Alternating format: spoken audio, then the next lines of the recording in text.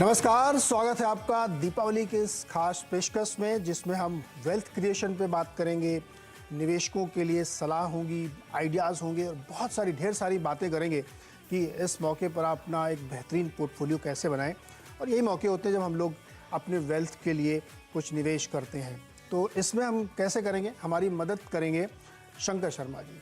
तो आप जानते हैं सब बहुत ही सच्चे दिली जज्बात अपने हमारे सामने रखते हैं और बड़े कठिन विषय को बड़े आसानी से हिंदी में हम लोगों को समझा देते हैं और बड़ी बड़ी चीज़ों को इतने इजी तरीके से आप तक पहुंचाते हैं कि आप भी महसूस करते हैं कि आपने कुछ सीखा। तो शंकर सर, बहुत बहुत स्वागत है आपका और दीपावली की ढेर सारी शुभकामनाएं आपको।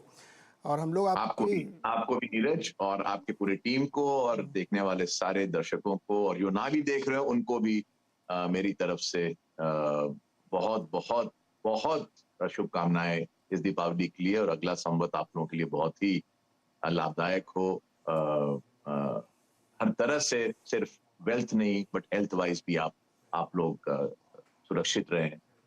ये मेरी आपके साथ में कामना है।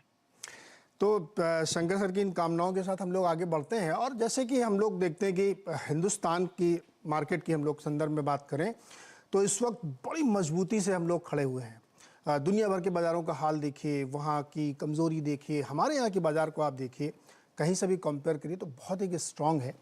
और कुछ दिन पहले शंकर जी ने एक ट्वीट किया था कि पूरी दुनिया में अगर कोई एक सबसे बेहतरीन इकॉनमी मार्केट इस समय है जो अपने आप को स्टैंड आउट कर रही है, वो हिंदुस्तान की है और भारतीय बाज़ारों की है। शंकर सर, इसका क्या मतलब है, थोड़ा हमें समझाइए ना।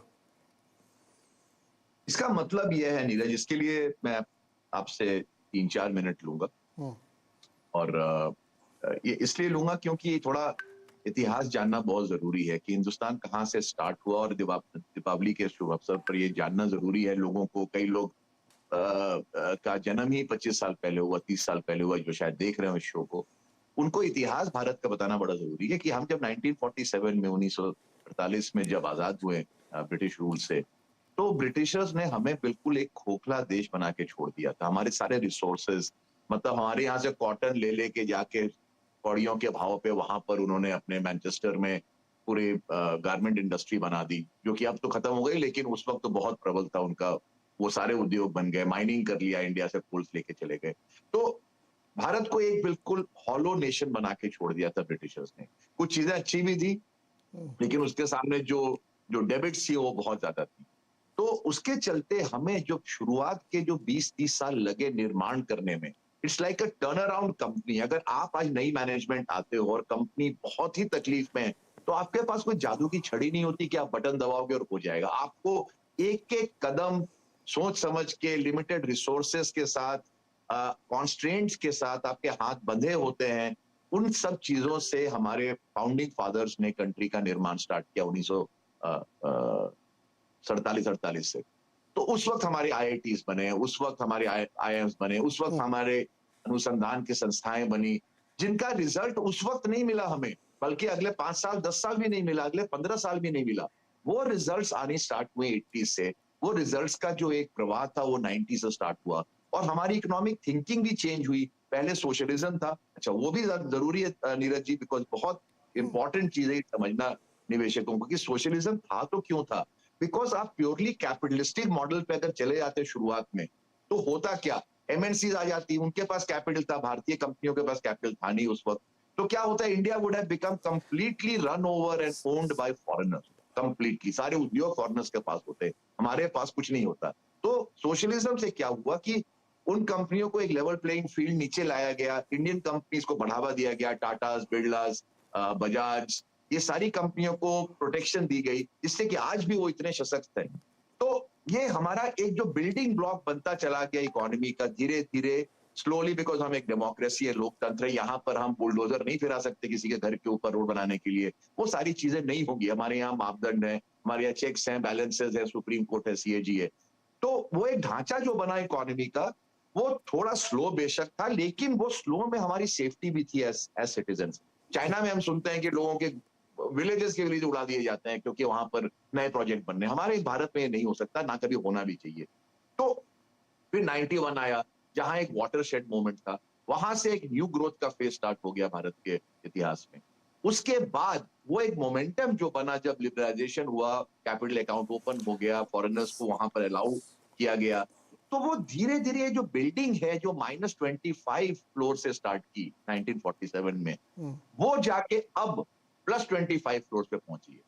और 25 फ्लोर्स माइनस से 25 फ्लोर प्लस पे जाना, वो सबसे कठिन जर्नी है साहब, किसी देश के लिए, किसी कंपनी के लिए, आपके खुद के लिए, अगर आप बिल्डिंग का निर्माण कर रहे हो तो आपके लिए भी। अब वो सारा हार्डवर्क हो चुका है। अब आगे की जो जर्नी है वो फार स्मूदर है, बिकॉज हम एक बहुत ही सुदृढ़ सशक्त इकोनॉमी बन चुके हैं। दुनिया की नजरों में बहुत हमारे हमारे लिए बहुत आदर है, बहुत रिस्पेक्ट है, जो कि बाय बाय द वे कई देशों के लिए नहीं है। चाइना बेशक बहुत इकोनॉमिक सुपर पावर बना हो, लेकिन ये कोई नहीं कह सकता कि अगर कोई भारतीय खड़ा हो और कोई चाइनीज खड़ा हो तो लोग किसको ज्यादा ट्रस्ट करेंगे, किस पर ज्यादा फेथ रखेंगे, इसमें कोई दो राय नहीं। आप, मैं दुबई में रहता हूँ, जी। लोगों से बातचीत करता हूँ, यहाँ के अरबियों से बात करते हो, कहते हैं हम हमेशा प्रेफर करते हैं इंडियन कंपनियों से बिजनेस करना, इंडियन से बिजनेस करना। तो ये एक हमने एक सम्मान प्राप्त किया है, और उस सम्मान का अब नतीजा हमें मिलेगा कि जब चाइना से लोगों का एक दिल उठ सा गया है, तो हम एक लॉजिकल ऑल्टरनेटिव बन जाते हैं उनके सामने, बिकॉज लार्ज कंट्री है, large population, large workforce, good technology, good education, good reasonably good infrastructure which is improving, court system है, रूल ऑफ लॉ है। वो जी। सारी चीजें कई देशों में नहीं है, बल्कि मैं तो कहता हूँ डेवलप्ड कंट्री छोड़ के और है ही कहाँ दुनिया में। चाइना में भी हम नहीं कह सकते रूल ऑफ लॉ है, बिकॉज वहां भी आपके फैक्ट्रियां लोग गवर्नमेंट छीन लेती है कभी ना कभी, बहुत इतिहास में बहुत इस तरह के। तो ये सारी चीजों का एक क्रिटिकल मास पहुंच गया है अभी, और वो क्रिटिकल मास के चलते 190 कंट्रियां अगर दुनिया में है, मुझे कोई एक देश नजर नहीं आता जहां सारे बॉक्स टिक होते हो एक सस्टेन्ड इकोनॉमिक बूम के लिए, और देयरफॉर मार्केट तो उसका एक, समझ लीजिए, एक एक टेल है जो कि उसके साथ साथ ही वो चलेगा। तो sustained economic growth, sustained consumer boom, sustained overall let us से डेवलपमेंट ऑफ द इकोनॉमी, और मार्केट उसका बाई प्रोडक्ट है, तो मार्केट को तो अच्छा करना ही है साहब, इसमें कोई दो राय दो मत नहीं हो सकते। जी। तो शंकर, जैसे बहुत सारे यंग इन्वेस्टर्स हैं और ख़ास तौर पे जो हिंदी भाषी इलाके हैं वहाँ पे भी ये धीरे धीरे कल्चर बढ़ा है, तो लोग बड़े बड़े सपने देखते हैं कि मुंबई आएंगे और बड़े सपने पूरे करेंगे। तो इस मार्केट के ज़रिए अगर किसी को अपने बड़े सपने पूरे करने हैं तो कैसे बनाए पोर्टफोलियो अपना? तो मैं इसका मैं ही नहीं, मतलब कई मेरे जो मित्र हैं, जैसे मधु केला हुए, रामदेव अग्रवाल हुए, सारे हम लोग छोटे छोटे शहरों से ही आए। अ, मैं धनबाद से आया, वो लोग रायपुर से आए, कई लोग बल्कि बॉम्बे के खुद के लोगों ने शायद, हो सकता है, कम पैसे कमाए हो, हमने ज्यादा कमाए, बिकॉज हम ज्यादा, हमें ज्यादा लेट्स से उत्साह था, भूख ज्यादा थी, हम ज्यादा डिप्राइव्ड रहे छोटे शहरों से, कि हमें बड़े शहर में जाके, जैसे पुरानी हिंदी पिक्चरों में देखते थे कि एक होल्डॉल लेके वीटी स्टेशन पे हीरो पहुंचता है एक बड़े शहर में, कॉल्ड बॉम्बे, उस वक्त बॉम्बे कहते थे, मुंबई कहते हैं, और वहां से उसकी जर्नी स्टार्ट होती है। तो हम लोग सब होल्डॉल लेके ही पहुंचे थे साहब। तो अ, भगवान की दया रही है, और भारत जैसे महान देश में हमारा जन्म हुआ, ये भी एक, समझ लीजिए, भगवान की दया रही हमारे ऊपर। माँ पिता ने अच्छा एजुकेशन दिया जो कि भारत में उपलब्ध था, बड़े सस्ते दामों पे उपलब्ध था। तो ये सारी चीजें बन के आज के इन्वेस्टर्स के लिए तो और आसान कर गया, बिकॉज उस वक्त टेक्नोलॉजी नहीं था जो अब है। अब उस टेक्नोलॉजी के चलते प्लेइंग फील्ड बहुत लेवल हो चुका है। आप कहीं से बैठ के वही इंफॉर्मेशन एक्सेस कर सकते हो जो आप बंबई में बैठ के कर सकते हो, और जो बंबई में बैठ के आप वही इंफॉर्मेशन एक्सेस कर सकते हो कोई जो कि न्यूयॉर्क में किसी को मिलता हो। तो आज का जो माहौल है, आज का जो मार्केट है, आज की टेक्नोलॉजी है, वो आज के इन 25 वर्षीय लोगों के लिए इससे बेहतर कोई, मेरे को याद नहीं कोई टाइम होगा जहां पर कि आप आज से अपने अपनी बिल्डिंग के फाउंडेशंस डालेंगे, जो आपको अगले 25 साल में और अदर 25 साल के बाद जाके एक बहुत ही बढ़िया लाइफस्टाइल देगी, आपको पैसे देंगे, आपको इज्जत देगा, आपको शोहरत देगा। तो आज से उस निर्माण का आप स्टार्ट करें। और आई एम वेरी बुलिश। लोग कहते हैं कि अब आप लोगों ने तो आसान पैसा कमा लिया साहब, आप लोग लेट 80s अर्ली 90s में, जब आप 25-27 साल के थे, जो आज की जो इन्वेस्टर्स हैं, तो आप लोगों ने तो वहां एंट्री की और मार्केट कहां से कहां पहुंच गया। इंडिया 300 बिलियन की इकोनॉमी थी और आज वो 3 ट्रिलियन हो गई। तो आपने आसान जो पैसा तो आपने तो कमा ही लिया। तो मैं ये कहता हूं, ये बात टू सम एक्सटेंट सही है, लेकिन टू अ लार्ज एक्सटेंट गलत है, क्योंकि अपॉर्चुनिटीज का जो स्केल एक सर्टेन साइज के आने के बाद आता है साहब। वो 300 बिलियन पे अपॉर्चुनिटी नहीं आ सकती जो 3 ट्रिलियन पे आई। जो 6 ट्रिलियन पे अपॉर्चुनिटी आएंगी, वो 3 ट्रिलियन पे नहीं आएंगी। तो अपॉर्चुनिटी का साइज और स्केल ही बढ़ जाता है। एंड जितनी अपॉर्चुनिटी है आपके पास, उतना ही मनी मेकिंग आपके पास रास्ते खुल जाते हैं। तो एक्चुअली स्पीकिंग आज का टाइम ज्यादा आसान है पैसे बनाने के लिए बनिस्बत तो के 1990 जब मैंने मार्केट को एंटर किया, जब मैं तो 26-27 साल का। शंकर जी, जब हम लोग इस तरीके की बात रखते हैं तो जो हमारे निवेशक होते हैं ना, उनको कई बार ये बताते हैं लोग कि अरे आप ETF में पैसे लगा लो, बड़े वाले स्टॉक खरीद लो, आराम से बैठे रहो। लेकिन उनके अंदर साहब आपने एक भूख होती है आगे बढ़ने की, बड़ी वेल्थ क्रिएट करनी है उनको, सिर्फ पैसा नहीं बनाना, वेल्थ बनानी है, मोटा पैसा बनाना है। तो उसके लिए जब आप अपने पोर्टफोलियो को कंस्ट्रक्ट करते हैं तो फिर उसमें आता है कि बड़े वाले शेयर लें कि छोटे वाले शेयर लें, कैसे बनाए। तो आप क्या सजेस्ट करेंगे कि उनको किस तरीके के स्टॉक्स अपने पोर्टफोलियो में रखने चाहिए? तो साहब ये तो आप समझ लीजिए, अगर आप दाल बना रहे हैं तो दाल में ऐसा तो नहीं सिर्फ आप मिर्च डाल सकते हैं, सिर्फ आप हल्दी डाल सकते हैं, सिर्फ आप नमक डाल सकते हैं। आपको एक मिक्स करना पड़ेगा, जो एक ऑप्टिमम मिक्स होता है एक बढ़िया दाल बनाने की। पोर्टफोलियो भी बिल्कुल वही है साहब। आप ये नहीं कह सकते मैं सारे लार्ज कैप ही लेके रख दूंगा जहां पर सेफ्टी है और विजिबिलिटी है, गवर्नेंस है, वो सारी अच्छी अच्छी बातें हैं जो किसी कंपनी में होनी चाहिए और बेशक होती भी है। ना ही आप ये कह सकते हैं सारी स्मॉल कैप पे जाके डाल दूंगा, बिकॉज स्मॉल कैप की जर्नी बहुत ही कठिन है, बहुत ही उतार चढ़ाव है। उसके ज्वार भाटों से निकलना, उनको सहन करना, उनको टॉलरेट करना ब्लड प्रेशर के लिए ठीक नहीं है। बहुत ही नहीं है साहब।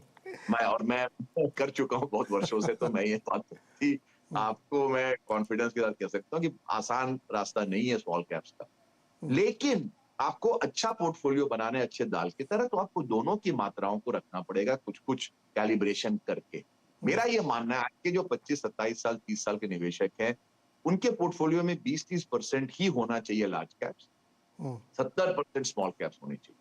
और जैसे जैसे आप ओल्डर होते जाएंगे वैसे वैसे ये जो नीडल है 30% का, वो बढ़ के 50-60%, 70% पे चला जाएगा। और स्मॉल कैप्स का जो जो जो एक समझ लीजिए एक रूम था, उनको आपने जगह दी थी, वो रूम श्रिंक हो के 30% पे आ जाएगा। तो ये एक जर्नी है साहब, इसमें ना कोई राइट है ना कोई रॉन्ग है, ये एक नीडल है, वो धीरे धीरे मूव करेगा। आज की डेट में उस नीडल को 30% से ऊपर लार्ज कैप्स में ना रखे, ये मेरा मानना है। बड़ी बात है ये कि अगर अगर आपको बढ़िया मोटा पैसा बनाना है तो स्मॉल कैप में, लेकिन सावधानी से एक बैलेंस बना के करना चाहिए। तो शंकर सर, फिर अगर मान लीजिए स्मॉल कैप ढूंढने या मिड कैप अच्छे ढूंढने हैं उनको, तो डेफिनेटली इतनी बड़ी ग्रोथ स्टोरी जो इंडिया की बनने वाली है, बन रही है, उसमें सेक्टर्स क्या होने चाहिए, किस किस थीम या आइडिया को आप सजेस्ट करेंगे कि इस पे नज़र रखनी चाहिए और यहाँ पे सबसे ज़्यादा ग्रोथ की अपॉर्चुनिटीज़ दिख रही हैं? ठीक है, बड़ी बड़ी अच्छी बात आपने पूछी है मेरे से, और इसका जवाब दो तरीके से दूंगा मैं। कि एक है कि पहली बात, आप एक पोर्टफोलियो की अप्रोच से चलें। आप ये ना सोचें कि ऑल और नथिंग करना है। मेरे अपने अपने इन्वेस्टिंग जर्नी में सबसे बड़ी गलतियां जो की, जो शायद आज मैं देखता हूं तो मुझे लगता है मेरे से ज्यादा बेवकूफ इंसान कोई नहीं था। जब मैंने अपनी जवानी में 90s में, जब लेट 20s में अर्ली 30, तो मैंने बहुत ऑल और नथिंग ट्रेड्स किए। कि मतलब उसमें था कि बन गया जब तो बहुत अच्छा लगता था, जब चला गया जाता था तो मतलब समझ लीजिए कि फाकते उड़ जाते थे साहब। वो बहुत बेवकूफाना एक इन्वेस्टिंग स्ट्रैटेजी थी हमारी, मेरी और मेरे तरह बहुत लोगों की ऐसे ऐसी रहती होगी, आज भी रहती है।